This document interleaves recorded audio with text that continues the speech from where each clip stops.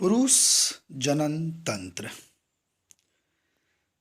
इसके अंतर्गत पुरुष जनन तंत्र के अंतर्गत उसका परिचय, शुक्राणु थैली, वृषण, पुरुष हार्मोन, अनवतीर्ण वृषण, वाहिका वीर्य और शुक्रकोश, शीशन और मूत्रमार्ग, शीशनमल, आंतरिक प्रजनन अंग जिसको पुरस्थ प्रोस्टेट ग्रंथि के नाम से जानते हैं। इन महत्वपूर्ण विषयों का परिचय आपको एक एक करके इसमें दिया जाएगा। आप बने रहें चैनल पर। मानव प्रजनन की लैंगिक पद्धति का प्रयोग करते हैं। मानव एक निश्चित उम्र के बाद ही प्रजनन क्रिया को संपन्न कर सकने में सक्षम हो पाता है। इसे यौवन पोवर्टी कहते हैं। मानव जैसे जटिल बहुकोशिकीय जीवों में शुक्राणु और अंडाणु के निर्माण, शुक्राणुओं एवं अंडाणु के निषेचन और शिशु के रूप में युग्मनज जाइगोट की वृद्धि और विकास के लिए विशेष प्रजनन अंग पाए जाते हैं। अन्य पशुओं में भी यह लैंगिक प्रजनन पाया जाता है, लेकिन मानव में यह सबसे उन्नत कोटि का होता है, जिसे समझना हम मानवों के लिए अत्यंत आवश्यक है। पोवर्टी कभी कभी बाहरी रूप को देखकर यह बताना मुश्किल हो जाता है कि कोई शिशु लड़का है या लड़की। गर्भ में जो शिशु पल रहा है वह लड़का है या लड़की है, यह बताना बहुत ही कठिन है, क्योंकि छोटी उम्र में उनके शरीर का आकार लगभग एक जैसा ही होता है। शिशु के जन्म के बाद से लगातार जारी शारीरिक विकास के बाद आरंभिक किशोरावस्था में उसके शरीर में परिवर्तन देखने को मिलता है, क्योंकि जब वह जन्म लेने से पहले जब माँ के गर्भ में पल रहा होता है तो उसका स्वरूप पहचानना अत्यंत कठिन होता है। जन्म के बाद ही उसके रूप और उसके शरीर में परिवर्तन होना प्रारंभ होता है। शरीर में तेजी से बदलाव आता है। इसकी वजह से लड़कियां लड़कों से अलग दिखने लगती हैं और उनके व्यवहार में भी बदलाव आ जाता है। लड़कियों में ये बदलाव लड़कों की तुलना में जल्दी शुरू हो जाते हैं। लड़कियों में बदलाव कम उम्र से ही देखने को मिलने लगता है, लेकिन लड़कों में यह बदलाव एक निश्चित समय के बाद ही हमें देखने को मिलता है। बाल्यावस्था जो चाइल्डहुड होता है, जो 1 से लेकर 12 वर्ष तक का वह उम्र कहलाता है, और प्रौढ़ावस्था एडल्टहुड अर्थात जिसे दूसरे शब्द में टीनेजर्स भी कहते हैं, जिसका समय 13 वर्ष से 19 वर्ष के बीच में माना जाता है। उसके बाद ही बालक किशोरावस्था या यौवन अवस्था में प्रवेश कर पाता है।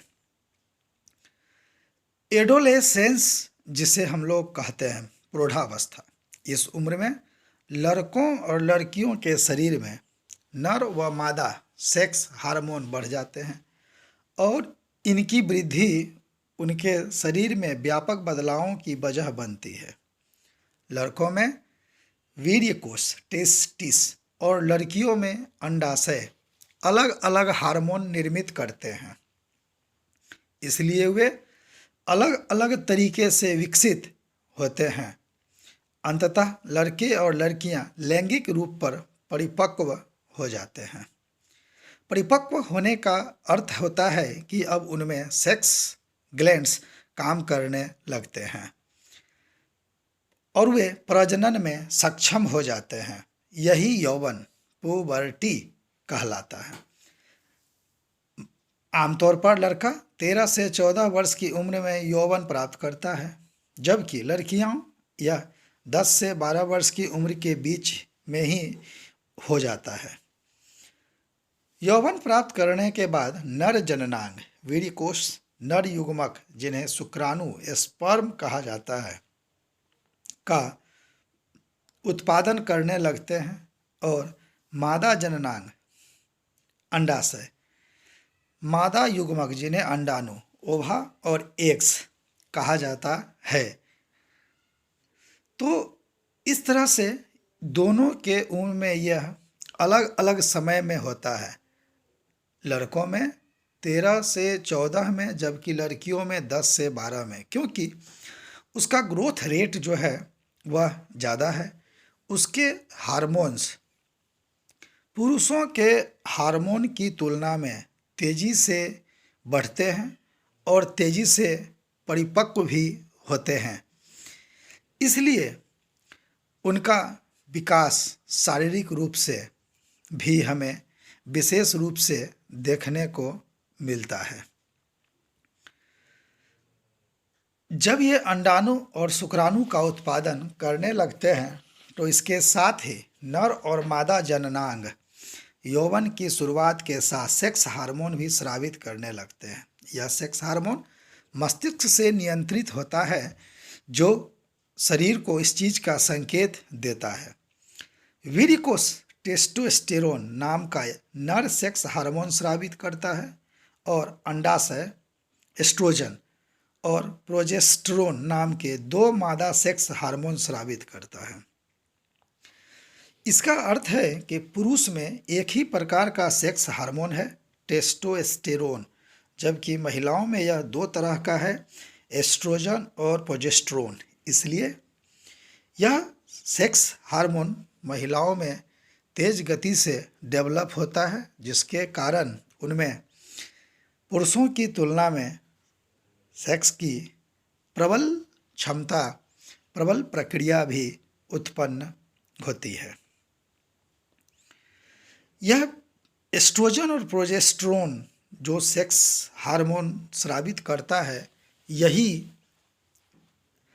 अंडाणु को भी स्रावित करता है, जिससे कि बाद में वह प्रजनन के योग्य होता है। इस प्रकार प्रजनन प्रक्रिया में सेक्स नर सेक्स हार्मोन स्रावित करता है और अंडाशय एस्ट्रोजन और प्रोजेस्टेरोन नाम के 2 मादा सेक्स हार्मोन स्रावित करता है। पुरुषों के अंदर जो हार्मोन स्रावित होगा वह नर सेक्स हार्मोन होगा और महिलाओं के अंदर जो हार्मोन स्रावित होगा एस्ट्रोजन और प्रोजेस्टेरोन, वह फीमेल सेक्स हार्मोन्स के नाम से जाना जाता है। प्रजनन प्रक्रिया में सेक्स हार्मोन महत्वपूर्ण भूमिका निभाते हैं, क्योंकि ये प्रजनन अंगों को परिपक्व और प्रजनन योग्य बनाते हैं। इसी हार्मोन के स्रवन से ही सेक्स हार्मोन मजबूत होता है और सेक्स ऑर्गेन्स भी इसी के अनुसार मजबूती को प्राप्त करता है। यौवन वह उम्र होती है जिसमें प्रजनन अंग परिपक्वता प्राप्त करते हैं और द्वितीयक यौन गुण विकसित करते हैं। क्योंकि यौन गुण 2 तरह के हैं, एक प्रारंभिक यौन गुण और दूसरा द्वितीयक यौन गुण। इसमें से कुछ गुण हमें दिखते हैं और कुछ गुण आंतरिक रूप से डेवलप होते हैं, जो हमें स्पष्ट रूप से नहीं दिखते हैं। जब वह युवावस्था में आता है तभी उसके अंदर ये गुण डेवलप होते हैं और वह इन सभी गुणों को महसूस भी करना प्रारंभ कर देता है। पुबर्टी आने पर लड़कों में होने वाले जो विभिन्न प्रकार के परिवर्तन हैं वो होते हैं कांख और जांघों के बीच के जननांग क्षेत्र में बालों का आना, शरीर के अन्य हिस्सों जैसे सीने और चेहरे, मूंछ का आना, दाढ़ी का आना, सीने पर बाल का आ जाना, ये सब सामान्य गुण हमें दिखाई पड़ने लगते हैं। मांसपेशियों के विकास की वजह से शरीर भी अधिक मांसल बन जाता है। शरीर के मांसल बनने का तात्पर्य कि वह अब बाल्यावस्था से युवावस्था की ओर प्रवेश करने लगता है, जिससे उसके शरीर में भी ये सारे परिवर्तन हमें स्पष्ट रूप से दिखाई पड़ने लगते हैं। उसकी आवाज़ गंभीर हो जाती है या वह गंभीरता भारीपन का भी रूप ले लेता है। सीना और कंधा चौड़ा हो जाता है।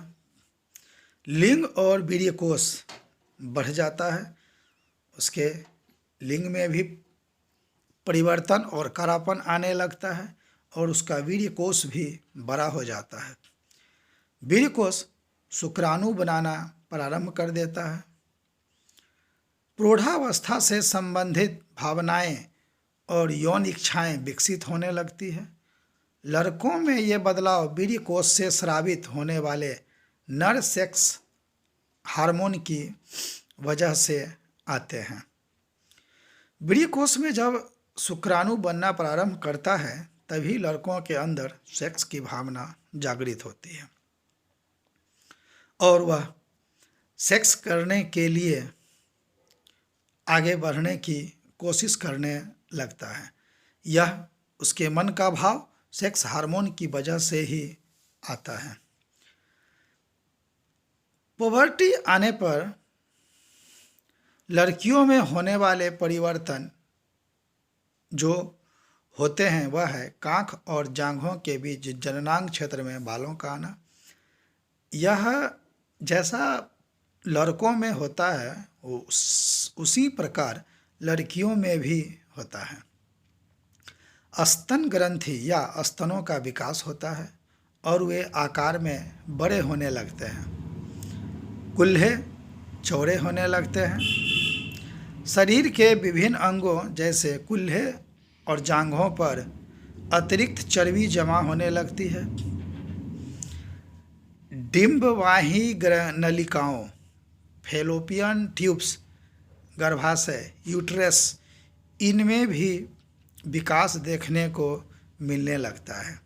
अर्थात उसके शरीर में भी धीरे धीरे भारीपन आना स्टार्ट होता है, जिससे कि वह युवती के रूप में दिखाई पड़ने लगती है और उसका शरीर भी पुरुषों की तरह ही भारी होना प्रारंभ हो जाता है।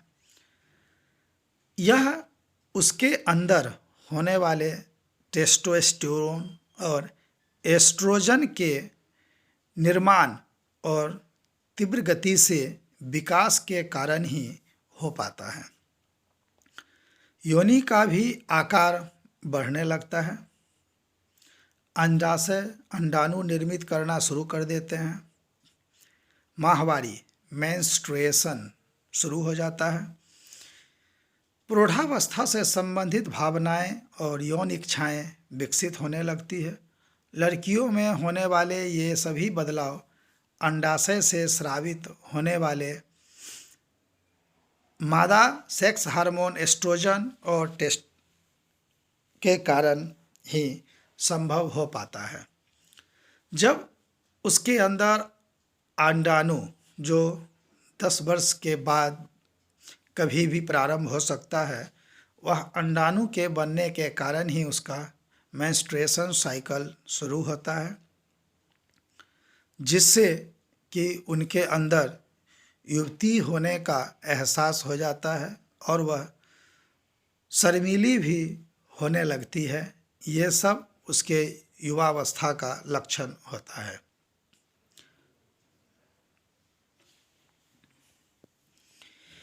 इस प्रकार हम लोग देखकर समझ सकते हैं कि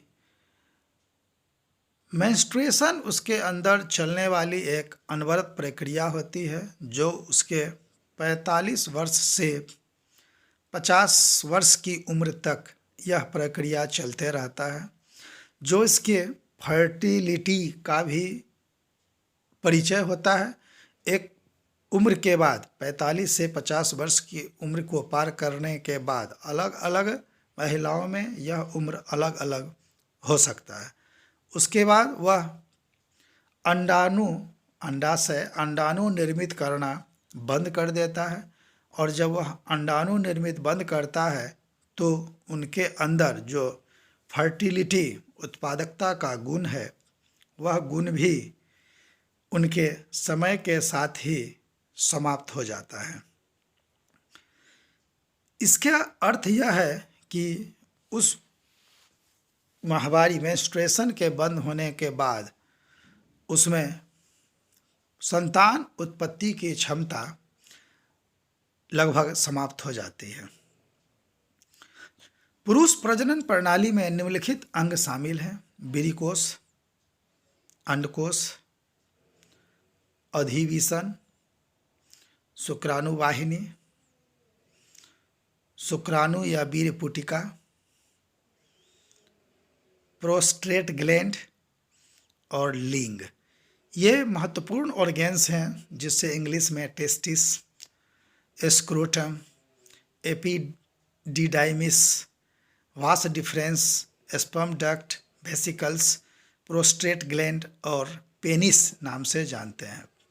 आप स्क्रीन पर पुरुष लैंगिक जनन अंग के फिगर को भी देखकर समझने की कोशिश कर सकते हैं। ये यूरेट्रस है, वास डिफरेंस, एपिडिडाइमिस, वास इफेरेंसिया, रेड टेस्टिस, एस्टिकुलेट लेबुलस, ग्लैंस, पेनिस आप स्क्रीन पर इजी वे में देख सकते हैं। यूरिनरी ब्लाडर है ये, जहाँ यूरिन जमा होता है बॉडी में। सर्मिनल वेसिकल्स होता है, प्रोस्टेट है, बुलबुरेंथल ग्लैंड है, यूरेथ्रा है, टेस्टिस है और फोरस्किन है।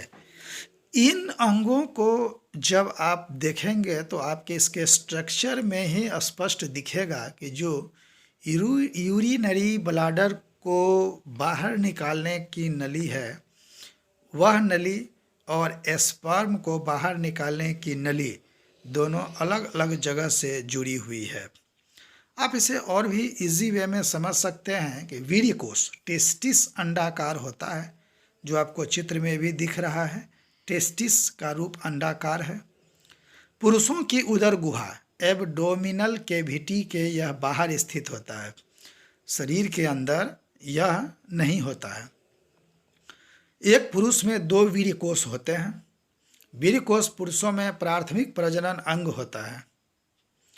वीर्यकोश का मुख्य कार्य नर यौन कोशिका या नर युग्मकों, जिन्हें शुक्राणु कहते हैं, का निर्माण करना होता है। इसे जन्म के समय से ही देखा जा सकता है, लेकिन एक निश्चित समय के बाद इसमें शुक्राणु जन्म लेना स्टार्ट होता है और वह बढ़ना स्टार्ट होता है। यही शुक्राणु महिला के शरीर में जाकर फर्टिलाइज होता है। इसे शरीर के बाहर इसलिए भी यह शरीर के बाहर इसलिए भी है कि इसको गलने के लिए या पिघलने के लिए जो टेम्परेचर चाहिए, शरीर में इससे अधिक टेम्परेचर होने की वजह से यह पतला होगा और शुक्राणु उसमें मर जाएंगे। इसलिए यह शरीर के बाहर होता है, जो एक निश्चित प्रक्रिया से बाहर आता है। सेक्स हार्मोन टेस्टोस्टेरोन भी यही स्रावित करता है। पुरुष का वीर्यकोष यौवन पुबर्टी के बाद से आजीवन शुक्राणुओं का निर्माण करता रहता है। पुरुष का वीर्यकोष छोटे से मांसल थैली, जिसे अंडकोश कहते हैं, में स्थित है। पुरुषों के अंदर जो उसकी उत्पादकता है वह महिलाओं की तुलना में ज़्यादा उम्र तक होता है। इसके शरीर के बाहर स्थित होने से यह हमेशा जनरेट होता है और जब भी इसे फेवरेबल कंडीशन मिलता है यह शरीर से बाहर शुक्राणु के रूप में निकलता है। गुहा के बाहर यह स्थित होने से क्या होता है, वीर्यकोष शरीर की उदर गुहा से बाहर है और शुक्राणु के बनने के लिए मैंने इसके पहले भी चर्चा किया कि जिस तापमान की ज़रूरत होती है वह शरीर के अंदर स्थित नहीं हो सकता। शरीर के अंदर अधिक तापमान से जो शुक्राणु इसके अंदर है वह मर जाएगा और डेवलप नहीं कर पाएगा। इसलिए यह शरीर से बाहर स्थित है, क्योंकि इसे करीब 3 डिग्री सेल्सियस ताप शरीर से बाहर कम होता है और वीर्यकोष को शुक्राणुओं के निर्माण के लिए जरूरी तापमान यह वीर्यकोष प्रदान करता है, क्योंकि उसके बनने के लिए और उसके जीवित रहने के लिए एक निश्चित मात्रा में फेवरेबल कंडीशन चाहिए, तभी वह जी सकता है। जब यही कारण है कि जब यह महिला के शरीर में प्रवेश करता है तो बहुत समय तक अगर ये अंडाणु से निषेचन नहीं करता है तो उस तापमान को, महिला के शरीर के अंदर के तापमान को यह बहुत समय तक बर्दाश्त नहीं कर सकता है और दम तोड़ देता है। ज़्यादा देर तक वह उसके अंदर नहीं रह सकता है और अपने फर्टिलिटी के कैपेसिटी को छोड़ देता है, जिसके कारण वह वहाँ से भी शरीर से मूत्र मार्ग के द्वारा होते हुए बाहर आ जाता है। यह एक निश्चित तापमान पर ही जनरेट होता है और यह इसलिए इसे शरीर से बाहर लिंग से निकालने के लिए एक निश्चित तापमान को घर्षण के द्वारा उत्पन्न करना पड़ता है, तभी यह बाहर आ सकता है। वीर्यकोष से शुक्राणु बाहर निकलकर एक कुंडली के आकार वाली नली, जिसे अधिवेशन एपिडिडाइमिस कहते हैं, आप देख सकते हैं एपिडिडाइमिस आपके स्क्रीन पर आपको दिख रहा है, वह नली है में आता है। यहाँ शुक्राणु अस्थायी तौर पर रहता है। शुक्राणु यहाँ कभी भी अस्थायी रूप से नहीं रह सकता है। एपिडिडमिस में शुक्राणु एक लंबी नली, शुक्राणु वाहिनी नली के माध्यम से लाए जाते हैं। आपको शुक्राणु वाहिनी नली भी दिख रहा है स्क्रीन पर। उसी नली से यह वहाँ तक लाया जाता है। ब्लैडर से आने वाली एक और नली, जिसे मूत्रमार्ग यूरेथ्रा कहते हैं, से आकर यह जुड़ी रहती है। आप इसे स्क्रीन पर स्थिर से देखकर भी इस फिगर के माध्यम से इजीली समझ सकते हैं कि कौन सा ग्लैंड इसमें किस जगह है और वह अपना फंक्शन कैसे करता है। आप आराम से देखें।